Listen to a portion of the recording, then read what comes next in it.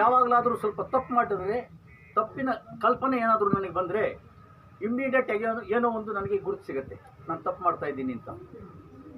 ಏನೇ ಕಾರಣ ಇಲ್ಲದೆ ನನ್ನ ಮನೇಲಿ ನಾವಿರೋದು, ನಾನು ನನ್ನ ಹೆಂಡತಿ ಇಬ್ಬರೇ, ನನ್ನ ಮೇಲೆ ಕೂಗಾಡ್ಲಿಕ್ಕೆ ಶುರು ಮಾಡ್ತಾಳೆ. ಅಯ್ಯೋ ಭಗವಂತ, ಏನು ಕಾರಣ ಇಲ್ಲ, ಯಾಕೆ ಕೂಗಾಡ್ತಾಳೆ ಅಂತ ಅನ್ಕೋಬೋದು ನಾನು.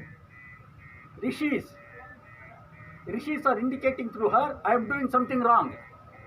ನಾನೇನೋ ತಪ್ಪು ಮಾಡ್ತಾ ಇದ್ದೀನಿ, ಕರೆಕ್ಟ್ ಮಾಡ್ಕೊ ಅಂತ ಹೇಳ್ತಿದ್ದಾರೆ. ಯಾವುದಾದ್ರೂ ಒಂದು ಮಾಧ್ಯಮ ಬೇಕಲ್ವ ನಮಗೆ ತಿಳಿಸ್ಕೊಡ್ಲಿಕ್ಕೆ.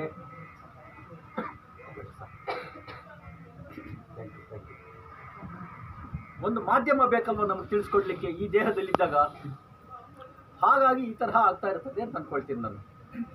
ದಯವಿಟ್ಟು ಧ್ಯಾನ ಮಾರ್ಗನ ಬಿಡಬೇಡಿ. ಇವರು ಪರಬ್ರಹ್ಮ ಸ್ವರೂಪಿನೇ. ಶ್ರೀ ಅಂಬರೀಷ್ ವರ್ಮ ಅವರು ಪರಬ್ರಹ್ಮ ಸ್ವರೂಪಿನೇ.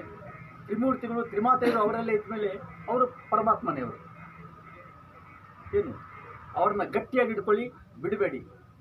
ಅವ್ರು ಇನ್ನೊಂದು ಹೇಳ್ತಿದ್ರು, ಅರಿಷಡ್ ವರ್ಗಗಳು ಕಾಮ, ಕ್ರೋಧ, ಲೋಭ, ಮೋಹ, ಮದ, ಮತ್ಸರ ಅಂತಿದೆ. ಇದು ಮನುಷ್ಯನಲ್ಲಿ ಇರ್ತದೆ. ಇದನ್ನ ಯಾವುದಕ್ಕೆ ಯೂಸ್ ಮಾಡಬೇಕು? ಪರಮಾತ್ಮನ ಸಿಗೋ ತನಕ ಪರಮಾತ್ಮನಿಗೋಸ್ಕರನೇ ಯೂಸ್ ಮಾಡಬೇಕು.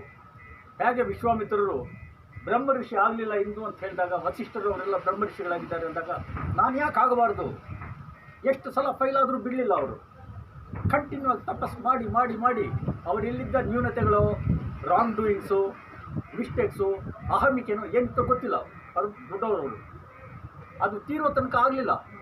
ಅಷ್ಟು ಅವರು ನಿಯತ್ತಿನಿಂದ ಕಂಟಿನ್ಯೂ ಆಗಿ ಅದನ್ನು ಎಂಡೆವರ್ ಪರ್ಸು ಮಾಡಿದ್ದಕ್ಕೆ, ಆ ಪಥ ಬಿಡದೆ ಮುಂದಕ್ಕೆ ಹೋಗಿದ್ದಕ್ಕೋಸ್ಕರ ಅವರು ಬ್ರಹ್ಮಋಷಿತ್ವ ಪಡೆದರು. ಅದಕ್ಕಿಂತ ಮೇಲೆ ಹೋಗಿ ಪರಬ್ರಹ್ಮನೇ ಆದರು. ಯಾರಾದರೂ ಪರಬ್ರಹ್ಮ ಲೋಕಕ್ಕೆ ಹೋದರೆ ಮತ್ತೆ ವಾಪಸ್ ಬರಲಿಕ್ಕಾಗಲ್ಲ. ಹಾಗೆ ನೀರು ಒಂದು ಸಲ ಮುಂದೆ ಹೋದ್ಮೇಲೆ ಅದೇ ನೀರಿನ ಹನಿ ನಮಗೆ ಸಿಗೋಲ್ಲ. ನದಿಗೆ ಹೋದರೆ ನೀರು ಹರಿತಾ ಇರ್ತದೆ, ಅದೇ ಹನಿ ಸಿಗೋಲ್ಲ. ಆದರೆ ವಿಶ್ವಾಮಿತ್ರರೊಬ್ಬರು ಮಾತ್ರ ಪರಬ್ರಹ್ಮ ಲೋಕಕ್ಕೆ ಹೋಗಿ ಹಾಗೆಯೇ ವಾಪಸ್ ಬರುವಂಥ ವ್ಯಕ್ತಿತ್ವ ಇರೋರು ಅಂದರೆ ವಿಶ್ವಾಮಿತ್ರರೊಬ್ಬರೇ. ಆ ವಿಶ್ವಾಮಿತ್ರರ ರೂಪಿನೇ ಅಂಬರೀಷ್ ವರ್ಮ ಅವರು ಅಂತ ನಾನು ಹೇಳ್ತೇನೆ.